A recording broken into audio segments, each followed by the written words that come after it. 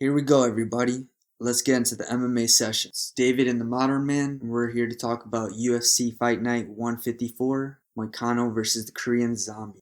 First off, we're going to make our quick picks. First fight, Darren Wynn versus Eric Spicely. I'm going with Darren Wynn. He's the superior grappler here. He's going to use his wrestling background and get the W. What about you? Darren Wynn is known for being Daniel Cormier's sparring partner. He fights a lot like Daniel Cormier, has a similar size, stature, and frame. He's going to bring the same style. I see Darren Wynn winning this fight unless Eric Spicely gets a lucky submission out. Our next quick pick is Dan Ige versus Kevin Aguilar. I'm going to go with Dan Ige. He shows a lot of promise. He's on a streak. I'm going to show moral and charismatic support. Dan Ige for the win. What you got? This is going to be an exciting fight. It's going to be a brawl. Both guys like to stand and bang, but I see Ige taken to the ground and finding submission. Ige?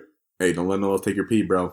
All right, our first fight on the main card, we have Kevin Holland coming in at 14-4 versus Alessio de Quirico, who's 12-2. But let's talk Kevin Holland real quick. I really like Kevin Holland as a fighter. He's very entertaining. He can take a butt kicking. Tall, lanky guy, likes to fight long.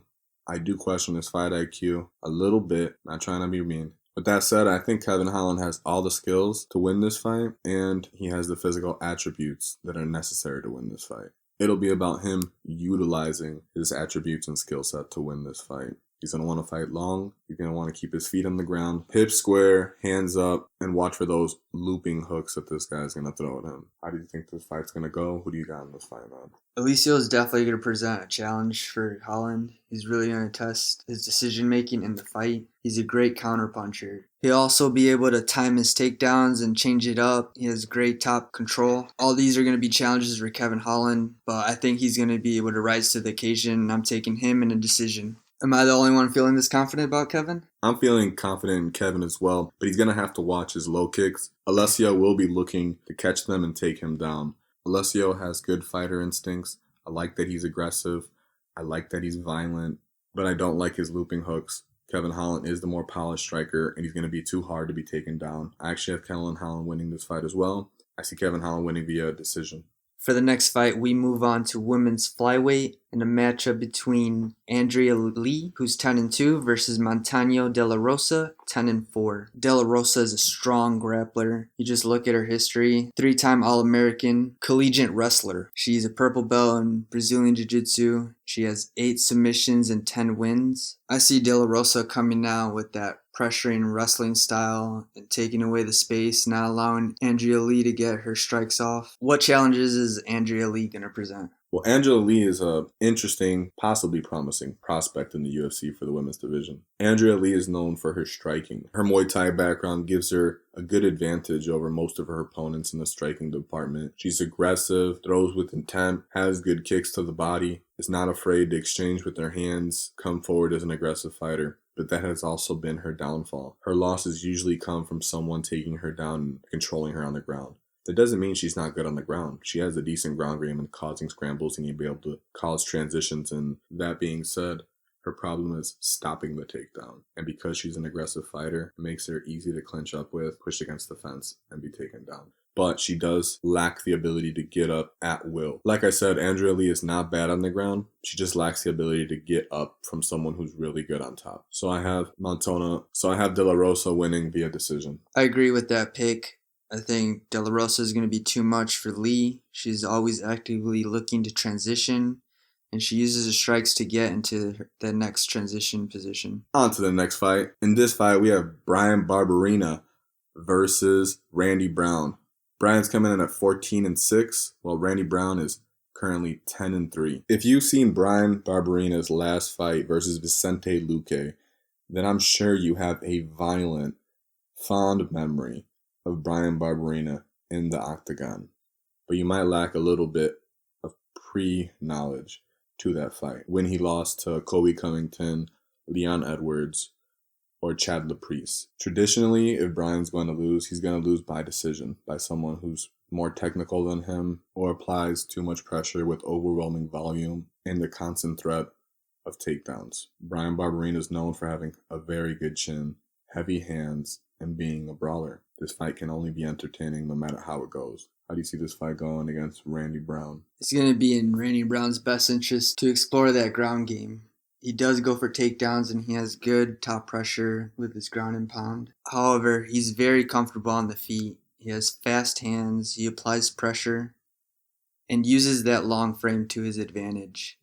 He plays on the outside and he's really meticulous with his shots. How do you see Randy Brown's weapons matching up against Bryan? Randy Brown's going to really have to utilize his physical advantages, his patience, and really be accurate with those strikes. I'm not trying to be rude or disregard anybody when I say this, but I think Bryan Barbarina is really going to give it to Randy Brown and most likely finish him via TKO in the second round. I think Randy will be cautious, aware, and on his bike in the first round, trying to get a read on Bryan Barbarina, but eventually Bryan's going to get the read on him and be able to capitalize and finish him. I think Bryan's going to be able to finish Randy Brown as well. I'm going to go in the third round. I think Bryan's pace is just going to be too much for Randy to really pick his shots. He focuses too much on looking for the perfect shot, and that's going to get him in trouble because Bryan's going to be right in his face. And on to the co-main event of the evening. We got Rob Font with a record of 16-4 versus John Lineker, sitting at 31-9. Rob Font is one of the better boxers in the bantamweight division. He has a sharp jab. He'll use his jab to enter range, and he throws short combinations and exits at angles, which I think he'll utilize a lot more and mix it in with the rest of his MMA game. These are going to be key adjustments, considering that this is a rematch. Will these adjustments be enough for Rob Font to pull it?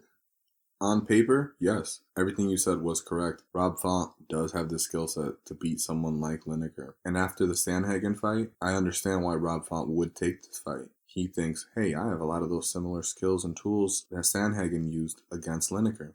I could probably use those, is what Rob Font, I would assume, is thinking. And in my opinion, he's right if you go by paper. But as we've seen, once Lineker gets someone behind those lines and applies pressure to them, he's going to land and they're not going to take it.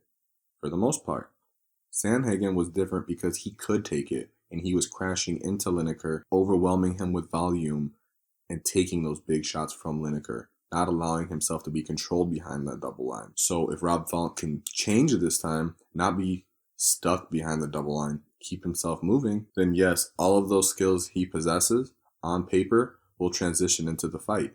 That's only if he can psychologically keep himself stable, calm, and aware of those double black lines to consistently evade and land, because obviously he cannot take the punch like Sandhagen could. I have John Lineker winning this fight again in the third round. I'm going to have to disagree with you. I'm going with Rob Font. I think he was a little hesitant in the first match, and he survived all 3 rounds, so he can take John Lineker's power, even if he does get touched when he's moving in and out.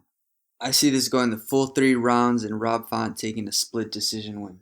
With that said, we move to the main event of the evening. Renato Moicano, who's currently 13-2-1, versus Chiang, also known as the Korean Zombie. The Korean Zombie is currently 14-5. His opponent, Renato, is known for being a very technical fighter.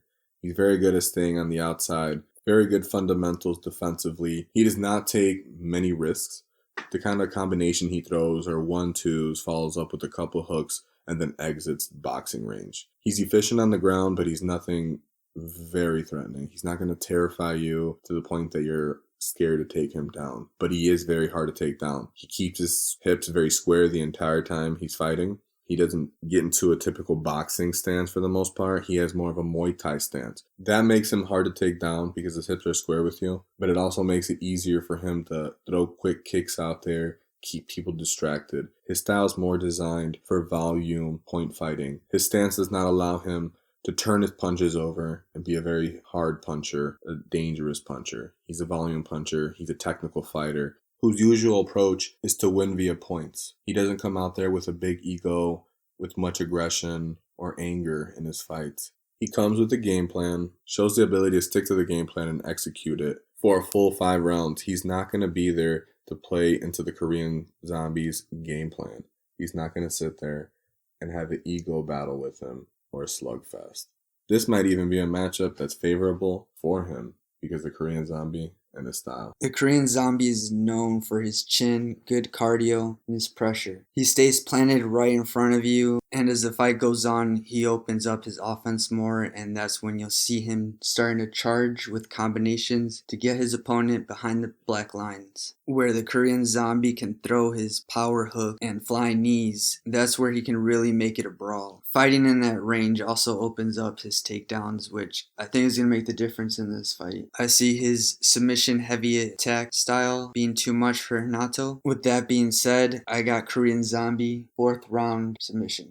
Oh, interesting. Though I respect your opinion, I'm going to have to respectfully disagree. I do not think the Korean has shown adequate takedown ability to consistently take down someone like Renato or control him on the ground. I think Renato's going to be able to get up if he does get taken down and be relevantly safe while he's on the ground. I got Renato winning this fight. He's going to be able to implement his game plan, his usual game plan. He's going to stick to the outside, land a lot of point shots on the Korean, not do a lot of damage, but that's not his intent anyways. The Korean's going to be obvious coming forward. Yeah, the Korean does not have terrible footwork, but Renato has very good footwork, and he has range as well.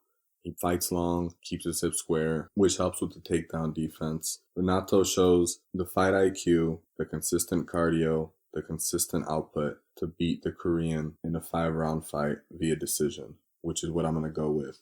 But if the Korean can land a significant combination on him by getting Renato on the back foot behind those double lines, then he can take out Renato. I just believe Renato isn't done, even though he's coming off a couple losses, not in a row, but he was looking very hard to beat until he started to lose, if you know what I mean. So that's my prediction. I ain't dissing, but in this situation, I got Renato Moicano, the Brazilian. It's honestly going to be a close fight, though. I mean, they're both built for 5 rounds. Yeah, man, you gotta love the UFC, how they put fantastic fights on, even when they're not people that are very high up the ranking, quote-unquote, food chain, which I think most fans can agree. Full of dookie anyways. Enjoy the fight, guys. We know we will. Mono Man and the David out.